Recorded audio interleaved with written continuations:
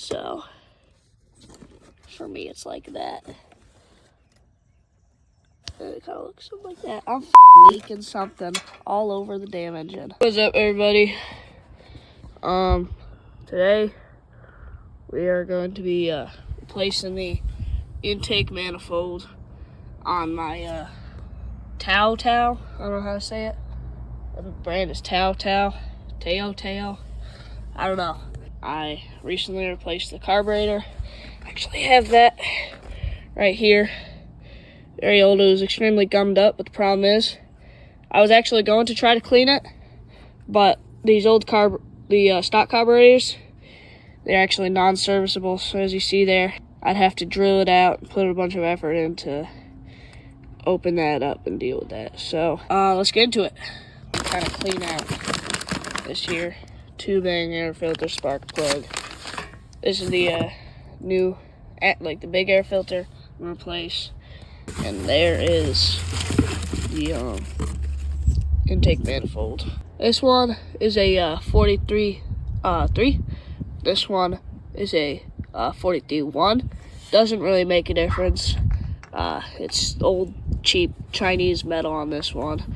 This is higher quality. That's pretty sure that's what that is. So if you buy a intake manifold, it should come with a rubber separator spacer thing. It should come with like this plastic cardboard thing that goes right here between the intake manifold and the engine block. Like what a lot of people say on here, you don't have to fully take the carburetor out. You just have to disconnect it from the actual intake manifold. Because obviously the throttle cable up here, the air filter, and the drainage hose, are all movable. You can all move them. It's just the only solid piece is this thing. So you gotta take off the bolts here. They are 8mm socket. I was using a torque wrench. I don't know if that's what it's called.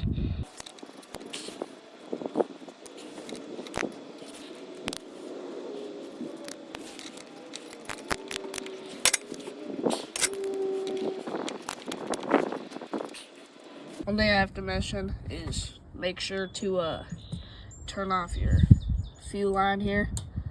It's called a petcock. Really shouldn't cause any issues, but if you tilt the carburetor or anything, you'll have that all come out through here and all over your engine. Alright, I got one out, just like that. Go. Got that other bolt out. So you can see my whole carburetor is loose now. So I'm gonna take this spacer. So you'll have a little O-ring in there. When you take that out, just leave that in there. If you bought it and it came with like this is my stock one, the O-ring wasn't too dirty, but I just replaced it with the one that came in the kit. Keep your bolts and all that and everything you're taking apart in there, because if you don't work with this stuff or you don't know what you're doing, it's really easy to get lost. Drain line shouldn't be too big of a problem. You just can kind of wiggle a little bit, get all that excess oil and stuff out, because that's connected up to the bowl. Maybe I'll make a video on carburetors. Just kind of set it on this cylinder right here, whatever the hell that is, and boom. I finally decided I just do that and I could just crank it off. What are you doing? Huh? I took a couple-hour break. I had to do some stuff, but I can finish it up on this here. There we go. And just, oh god damn, is that in there by anything else? Oh, motherfucker, that hurt. Just like that, you have yourself an intake manifold. Put their old parts over there. Now we can install the new one. You want to mount it to the engine block before you mount it to the carburetor, makes things a lot easier, in my opinion. Not sure if sides matter. I don't think it does, because they look exactly the same. Alrighty, so I have the intake manifold on. I just ate dinner, so that's why. So, next up, you have your plastic spacer thing from before. If you look at the carburetor, it has an O-ring right there. You don't normally want an O-ring on an O-ring, so you don't want it like that. You want the O-ring actually facing the intake, something like that.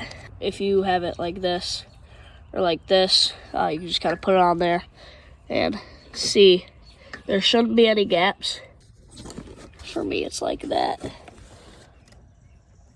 And it kind of looks something like that. I'm fucking leaking something all over the damn engine.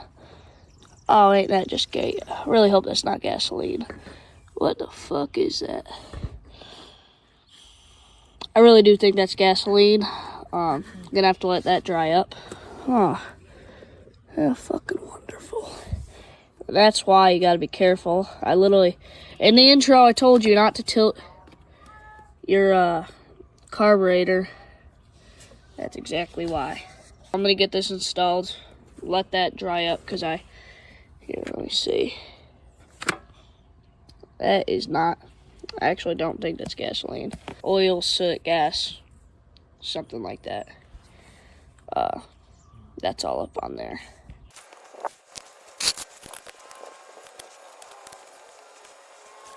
See, with this Chinese plastic, you don't want to crank down too hard. You just want it nice and snug, because that plastic spacer does break pretty easily. Just snug. You don't want it very tight. Now, real quick, I did want to address this drainage line. Comes out of the bottom of the bowl of the carburetor.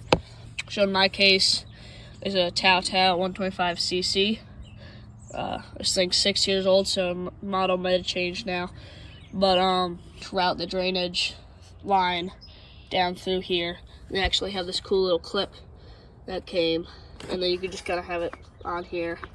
Like I said, it's just drainage, so like I said, there goes down. I route it through the grills of this. That's how it came stock, and it goes down. So now that you have your intake manifold attached with the plastic, or my bad, cardboard paper thing, spacer between the engine block and that, your swap is done, and now you have a shiny new intake manifold. So now we're gonna test it. See ya.